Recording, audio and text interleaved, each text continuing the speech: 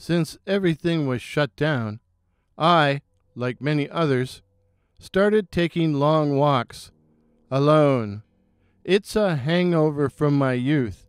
We didn't have a car, and as transit was limited in the town where I grew up, I had to walk to any place I wanted to go, even if it was miles away. I got into the habit of walking very early in the morning or late at night, when there would be fewer people around.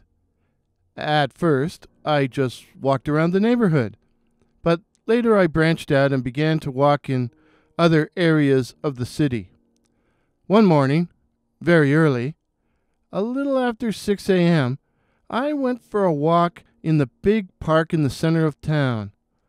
A faint mist still hung over the waters of the lake, and all seemed very still. Actually, a little too still. Normally the birds would be singing, heralding the arrival of the day, and the ducks, geese, and gulls which live upon the waters were often quite noisy. But this morning, all was deathly silent. Not that I noticed, at first. Instead, I stepped out lively and was soon amongst the trees in the park's wooded area where the shadows were cool and dark. Someone whistled. The sound was piercing and strident, magnified by the silence. But the sound also seemed to come from a distance, from far away, if that makes any sense. I looked around, of course, but I could see no one on the path, anywhere.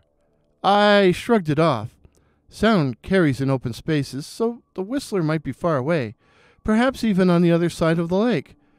I just wished he or she would whistle a happier tune. It was discordant somehow, discordant and ominous. I tried to ignore it as I continued along, but I found the noise was getting under my skin, and I was sorry to see the weather was beginning to take a turn for the worse. The dawn was no longer bright as dark clouds began rolling in, and I started to wonder if it was going to rain. And here I was at the halfway point, a good 2 kilometers from the car. I continued along, not seeing another living soul, not hearing a sound, other than that infernal whistling. Instead of dissipating, the mist on the lake started to thicken and become a chilling fog. I stopped for a moment and stared towards it. It appeared to be creeping off the waters and across the path, like a malevolent, living entity. I picked up the pace and was glad when that damn whistling finally ceased. Still, I marveled at the lack of people and the usual sounds of cars and birds. It was positively creepy. I had almost reached the car when a light, chilling rain began to fall.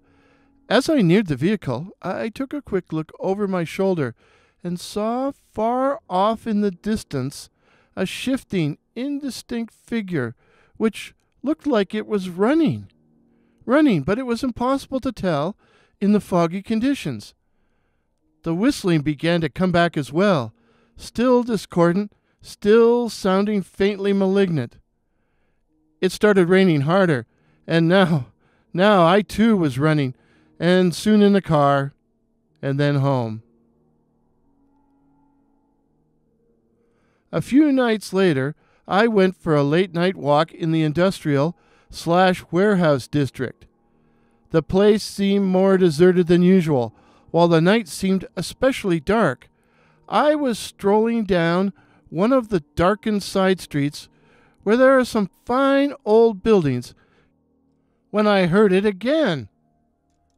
When I heard the whistling again, amplified by the huge buildings surrounding me. It was the same eerie, discordant tune, and I instantly started looking around for the source. Nothing. Again, nothing. I was alone. Alone, except for that damn whistling. Well, I wasn't going to enjoy my walk listening to that. Once again, I decided to head back to my car, but unfortunately, it was parked several blocks away in the huge empty parking lot of the old Sears store. I turned into another street to get away from the unnerving tune, and it did seem to fade. The night had grown even darker, and I started to wonder if it was going to rain. Was I going to get caught again? Oh, why did I park so far off? Maybe I should start staying home nights. I looked back. I felt compelled to look back. And rounding the corner behind me was the blurred figure of a man who appeared to be walking rapidly. Was he following me, or was he afraid of the rain too? I trudged on, glad I could no longer hear the whistling. I had reached the cross street where the parking lot was located when I heard a noise, a different noise behind me, and again looked back. The blurred figure was much closer now, running towards me. I still couldn't see him clearly, even when he passed under a street light. But he looked like he was drunk or high, as he was staggering all over the sidewalk. I didn't waste any time racing to the car, slamming and locking the doors as I got in behind the wheel. The blurred figure had reached the edge of the parking lot. He appeared shimmering, indistinct, more like a projection or a holographic image than a real person. And while he appeared to be running violently, he also seemed stuck on the same spot. Driving away, I headed for the exit on the opposite side of the parking lot, wanting to get away from the strange figure. But as I rounded the block, heading for the main drag, it came back. The weird, discordant whistling. It was faint at first, but then got progressively louder. And then louder.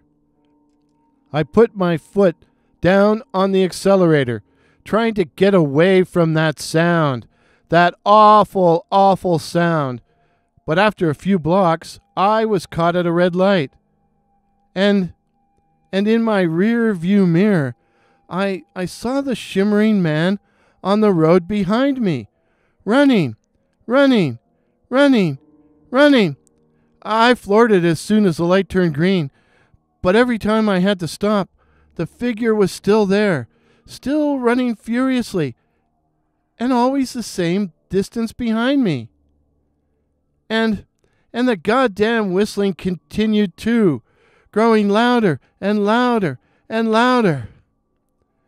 I didn't go home. I didn't want the thing to follow me home. In the end, I wound up heading out on the Trans-Canada Highway. And eventually I lost it. I was exhausted when I finally got home and collapsed onto the bed and slept and dreamt. I dreamt I was walking along a rocky shore by an immense body of gray water, which rose in gentle swells as the waves slid into the narrow beach. It was Lake Ontario, and a spot in my old hometown. For some reason, I was looking down the shore, and under some willows, at the very edge of my vision, I saw once again the blurred, indistinct male figure gesticulating wildly and running furiously towards me. I wanted to turn and run, but I was rooted to the spot. The figure drew steadily closer, but seemed to be having trouble covering the distance despite the fury with which it ran, jumping from side to side, while waving its arms in a violent, almost spasmodic movement. And all the time, I could hear it whistling. Whistling! The figures seemed to be in a state of suspended animation, suspended running, and then suddenly the whistling choked off, and the thing sprang at me, and it had dead eyes, dead!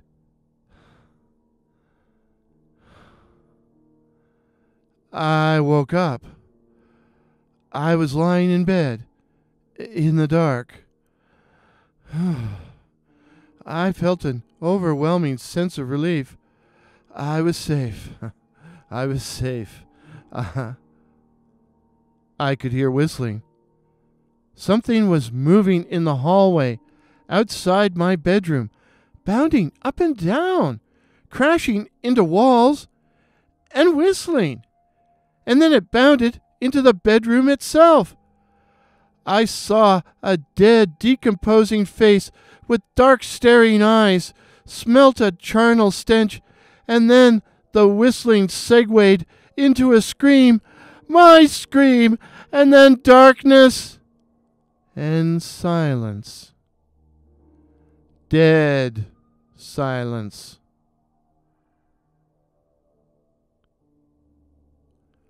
The moral of the story? If you think the whistler was terrifying, you should have seen his mother.